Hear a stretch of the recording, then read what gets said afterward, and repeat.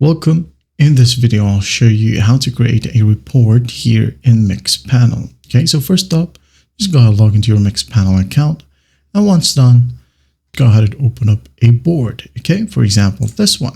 I don't actually have a data right here, but don't worry, I'm going to explain every report for you. Okay, so to add a report, click on Add Content. And here, as you can see, we have Insight Reports, Funnels, Flows, and Retention. Okay. For insights, this is for exploring trends and compositions with your data. You can choose to view events, users, or other metrics over time. So just click on it. Now select a metric right here.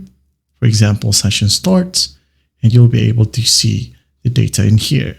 It could be on a line, stacked line, column, bar, stacked bar, pie, and some other options. Okay. Now the other option was the funnel. Okay, funnels right here is for analyzing user behavior through a sequence of steps. And don't worry, each of these reports, we do have a separate video for these. For example, how to create a funnel in Mixpanel, how to create or add insights, or how to measure retentions, like that. Okay, just go ahead and look it up on the channel. We have a ton of Mixpanel videos.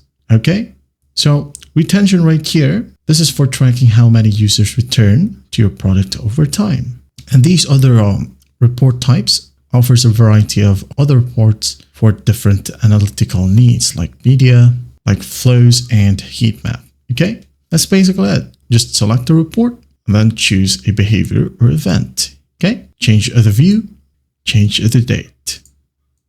All right, there you have it.